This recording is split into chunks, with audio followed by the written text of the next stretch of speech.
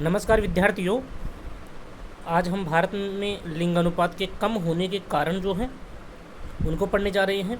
ये प्रश्न जो है बोर्ड एग्जाम में बहुत ही इम्पोर्टेंट क्वेश्चंस के रूप में बनता रहता है। देखिए, लैंग्वेज ज़रूर चेंज हो जाती है लेकिन कारण तो वही रहने वाले हैं ना।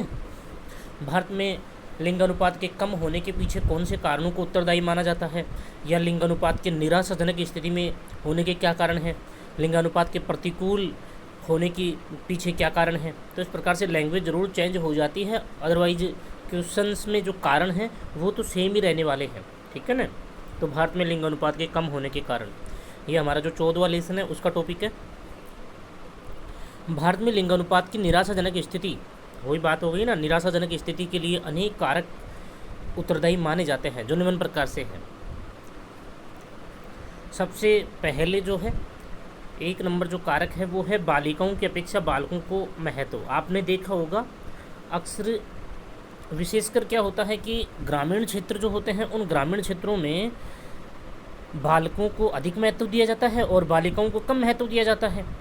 तो परंपरागत तरीके से ही हम ये कह सकते हैं कि प्राचीन समय से ही मानव की इस प्रकार की मेंटेलिटी या मानसिकता बन गई है कि वो लड़कियों को कम महत्व देता है और लड़कों को अधिक महत्व देता है, क्योंकि उसके दिमाग में एक चीज़ है कि जो परिवार की वंशवृद्धि करते हैं ना वो लड़के ही करते हैं, लड़कियां परिवार की वंशवृद्धि नहीं कर सकती है ना। तो बालिकाओं की अपेक्षा बालकों को अधिक महत्व दिया जाता है, इसलिए बालिकाओं की संख्या लगातार घट रही है। परंपरागत व रूढ़िवादी मतलब तुच्छ मानसिकता या संकीर्ण मानसिकता, छोटी मानसिकता की बात हो रही है यहाँ पे, है ना।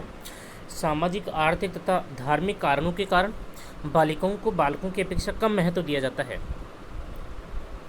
अर्थात पुत्र प्राप्ति की चाह में जन्म से पूर्व लिंग परीक्षण करवा करके, आपने देखा होगा आज भी परिवार में कुछ लोग ऐसे मिल जाएंगे जो चोरी छुपे जो है लिंग परीक्षण करवा करके, मतलब जो माँ का जो गर्भ होता है उस गर्भ में ही कि लड़का है कि लड़की है ना, पहले ही जांच करवा लेते हैं। जांच करवा करके अगर लड़की है तो उसको भ्रूण हत्या के रूप में उसकी हत्या करवा दी जाती है ना। तो इस प्रकार से लिंग परीक्षण करवा करके भी कन्या भ्रूण जो है उसकी हत्याएँ करवाई जाती हैं, जिससे बालिकाओं की संख्या निरंतर कम हो रही है। तो बहुत बड़ा कारण है ये लिंगानुपात की निराशाजनक स्थिति में होने के पीछे। बाल विवाह, दूसरा कारण कौन सा है? बाल विवाह। वर्तमान समय में देहाती ग्रामीण क्षेत्र, जिन ग्रामीण क्षेत्रों का एजुकेशन जो स्तर है वो बहुत ही लो लेवल का है, मतलब वहाँ पे जहाँ पे शिक्षा का मतलब जो प्रचार प्रसार है बहुत कम हुआ है। आज भी कुछ ग्रामीण क्षेत्र ऐसे होंगे जहाँ पे प्रारंभिक मानव विकास की तरह ही वो लोग अपना जीवन यापन कर रहे हैं, है ना। तो देहाती ग्रामीण क्षेत्रों में अल्प आयु में ही विवाह कर दिए जाते हैं। कुछ गाँव में रूढ़िवादी परंपराएं आज भी देखी जा सकती हैं, जो छोटी सी जो उम्र होती है, छोटी छोटी उम्र में ही 1 साल 2 साल 3 साल 4 साल 5 साल के बच्चे जो होते हैं उनका भी विवाह कर दिए जाते हैं ना, उनका विवाह कर दिया जाता है, जिससे प्रसव काल के दौरान, अब उनका जल्दी विवाह हो रहा है तो जल्दी माँ भी बनेंगी ना, मतलब जो बच्चियाँ होंगी वो जल्दी माँ भी बन जाती हैं। तो प्रसव काल के दौरान अब उनका जब वो माँ बनती हैं तो उस प्रसव काल के दौरान अनेक जो बालिकाएं होती हैं जो छोटी उम्र में जिनका विवाह किया कर दिया जाता है, तो अनेक जो बालिकाएं होती हैं जो माँ बनती हैं, है ना, तो उनकी मृत्यु हो जाती है प्रसव काल के दौरान। जब बच्चे का जन्म होता है तो उस समय अनेक जो बालिकाएं होती हैं वो प्रसव काल के दौरान उनकी मृत्यु हो जाती है, जिससे बाल विवाह के कारण मातृत्व भार एवं संतानोत्पत्ति जीवन में, मातृत्व भार मतलब छोटी उम्र में ही उन लड़कियों को मातृत्व भार झेलना पड़ता है, मतलब छोटी उम्र में वो माँ बन जाती हैं। तो माँ बनने के कारण उनका मतलब पर्याप्त विकास नहीं हो पाता है, भरण पोषण वो अच्छे से उनका हो नहीं पाता है और वो छोटी उम्र में ही मातृत्व भार उठाती हैं। दूसरी बात, संतानोत्पत्ति, जीवन में अनेक कठिनाइयाँ उत्पन्न हो जाती हैं। संतानोत्पत्ति मतलब छोटी उम्र में वो संतान को उत्पन्न कर देती हैं, तो उससे भी उनके जीवन में अनेक कठिनाइयाँ उत्पन्न हो जाती हैं, अतः स्त्रियों की अकाल मृत्यु हो जाती है। तो बाल विवाह भी एक कारण हो गया ना, बहुत बड़ा कारण हो गया बाल विवाह। अकाल समय में ही मतलब बहुत कम समय में ही उनकी मृत्यु हो जाती है स्त्रियों की। तीसरा कारण देखिए, स्त्रियों की आर्थिक स्वतंत्रता। आपने एक चीज़ देखी होगी कि स्त्रियों की आर्थिक स्वतंत्रता और ग्रामीण क्षेत्रों में ये ज़्यादा देखने को मिलता है। क्यों? क्योंकि ग्रामीण क्षेत्रों में जो पुरुष वर्ग होता है वो ही सारा काम करता है, पुरुषों के द्वारा ही पैसा वगैरह जो है वो कमाए जाते हैं, है ना। तो स्त्रियां जो होती हैं पैसे के लिए आर्थिक रूप से पतियों के ऊपर या जो भी उनका सहारा होता है उनके ऊपर वो निर्भर होती हैं। तो परतंत्रता मतलब वो दूसरे के ऊपर निर्भर होती हैं, पैसों के लिए स्त्रियां दूसरों के ऊपर निर्भर होती हैं, है ना। वर्तमान समय में अनेक ग्रामीण समाजों में स्त्रियां आर्थिक रूप से पुरुषों पर निर्भर रहती हैं। आर्थिक रूप से किस पर निर्भर रहती हैं? पुरुषों पर, मतलब पैसे के लिए जितना भी उनको खर्चा चाहिए और कुछ चाहिए ना, तो सारी तरह से या पूरी तरह से वो जो स्त्रियां होती हैं वो दूसरे जो उनके जो पति मान लीजिए या जो भी उनका सहारा है उनके ऊपर वो पूरी तरह से आश्रित रहती हैं, जिससे चिकित्सा संबंधी सुविधाओं के लिए स्त्रियों को पुरुषों पर निर्भर रहना पड़ता है। और उनको जो समय पर है चिकित्सा संबंधी सुविधाएं भी उपलब्ध नहीं हो पाती हैं, क्योंकि उनके पास में खुद के पास तो पैसे होते नहीं हैं। और जो पुरुष वर्ग है उनके ऊपर वो निर्भर रहती हैं पैसों के लिए, तो उनको मतलब जो चिकित्सा संबंधी जो सुविधाएं हैं उनको प्राप्त करने के लिए भी पुरुषों के ऊपर निर्भर रहना पड़ता है, जो बहुत ही लंबे समय या बहुत जल्दी मतलब तीव्रता के साथ में उनको चिकित्सा संबंधी सुविधाएं मिल नहीं पाती हैं और इस कारण भी उनकी मृत्यु हो जाती है। बालिका शिक्षा का अभाव। आज भी आपने एक चीज़ देखी होगी, गाँव में अगर किसी व्यक्ति विशेष के 2 बच्चे हैं, एक लड़का है एक लड़की है, अब उन 2 बच्चों में से भी उस व्यक्ति के द्वारा क्या किया जाता है कि जो लड़का है उसको तो वो प्राइवेट स्कूल में पढ़ाएगा, है ना, और जो लड़की है उसको वो सरकारी स्कूल में पढ़ाएगा। तो ये बहुत बड़ा भेदभाव हो गया ना, बालिका शिक्षा का अभाव। तो बालिकाओं को पहली बात तो ये कि अच्छी शिक्षा दिलवाई नहीं जाती है। अगर वो थोड़ी बहुत वो साक्षर भी उनको साक्षर किया जाता है, थोड़ी बहुत उनको शिक्षा दिलवाई भी जाती है, तो वो भी कहाँ दिलवाते हैं? सरकारी स्कूल में, है ना। तो ये भेदभाव हो गया। तो इसके कारण भी क्या होता है कि लड़कियां इतनी परिपक्व हो नहीं पाती हैं, उनका मानसिक स्तर इतना परिपक्व नहीं हो पाता है ना। और छोटी उम्र में उनकी शादी हो जाती है तो वो मतलब खुल करके विरोध नहीं कर पाती हैं। वर्तमान समय में लैंगिक विभेदीकरण के कारण मतलब लड़का और लड़की में जो भेदभाव किया जा रहा है उसकी हम बात कर रहे हैं। लैंगिक विभेदीकरण के कारण बालक व बालिकाओं में शिक्षा संबंधी भेदभाव देखे जाते हैं, वो देख ही रहे हैं हम, है ना। लड़कियों को सरकारी स्कूल में पढ़ाते हैं जबकि लड़कों को प्राइवेट जो स्कूल है उसमें पढ़ा रहे हैं। और एक साथ में एक चीज़ अक्सर बोलते रहते हैं कि लड़कियां आगे जाकर भी क्या करेंगी, वही घर का जो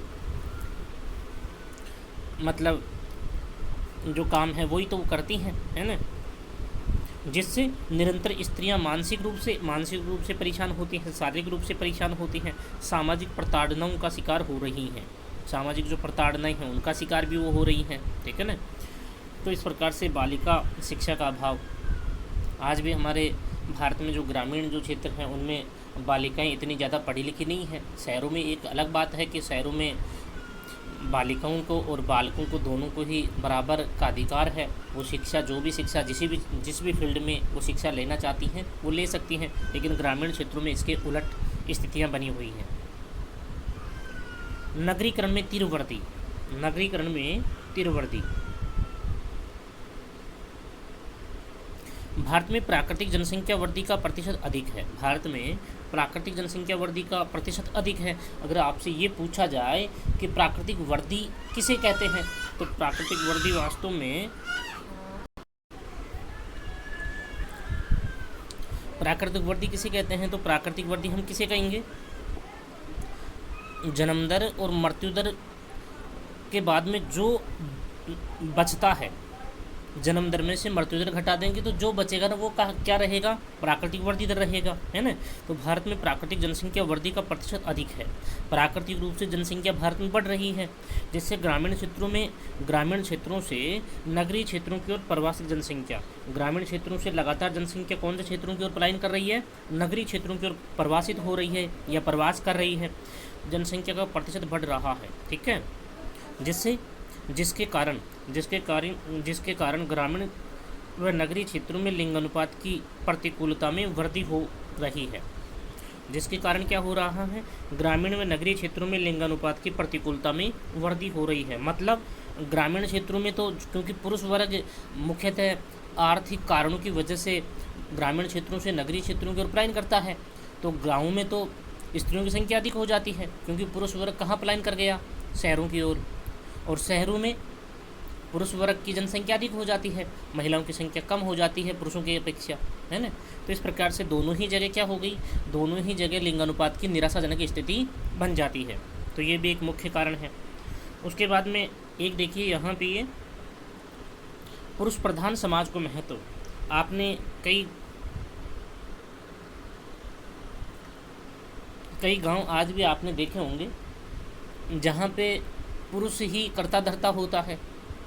पितृशतात्मक समाज का प्रचलन है भारत में।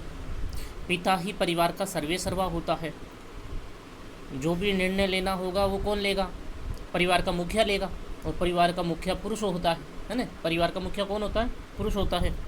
तो पुरुष प्रधान समाज को महत्व, मतलब महिलाएं जो हैं उनको ज़्यादा महत्व नहीं दिया जाता समाज में।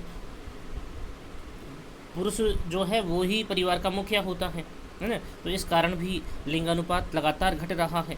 वर्तमान समय में भी बालिकाओं को बालकों की अपेक्षा कम महत्व दिया जाता है। वर्तमान समय में बालिकाओं को बालकों की अपेक्षा कम महत्व दिया जाता है तथा समाज में पुरुषों का अधिक वर्चस्व माना जाता है। मतलब पुरुष प्रधान समाज को ही अधिक महत्व दिया जाता है। पुरुषों का ही दबदबा प्राचीन समय से ही रहा है, क्योंकि पुरुष ही वंशवृद्धि करता है, पुरुष ही सभी प्रकार के निर्णय ले सकता है, पुरुष ही आर्थिक रूप से परिवार में संपन्नता लाता है। तो पुरुष को ही प्रधान माना गया है परिवार का। तो ये भी एक मुख्य कारण है। ठीक है, ये थोड़ा अलग टॉपिक था, इसलिए ये इसको सेपरेट हमने अलग वीडियो में रखा है, और ये बोर्ड एग्जाम के दृष्टिकोण से बहुत ही महत्वपूर्ण क्वेश्चंस के रूप में बनता है। तो आप क्या करें कि मोटे मोटे जो ये 6 बिंदु हो गए ना पुरुष प्रधान समाज को महत्व, तो इन टॉपिकों को याद कर लें, फिर आप उनमें आसानी से लिख भी सकते हैं। नगरीकरण में तीव्रवर्दी, है ना, नगरीकरण में तीव्रवर्दी, ये भी बालिका शिक्षा का अभाव। तो इन टॉपिकों को अच्छे से तैयार कर लें। स्त्रियों की आर्थिक स्वतंत्रता, आर्थिक रूप से स्त्रियां पुरुष वर्ग पर निर्भर होती हैं। बाल विवाह, और 1 नंबर जो है बालिकाओं की अपेक्षा बालकों को महत्व। तो इन बिंदुओं को आप अच्छे से ध्यान कर लेंगे, है ना। इन बिंदुओं का आप अच्छे से ध्यान कर लेंगे। आगे की बात करेंगे हम नेक्स्ट क्लास।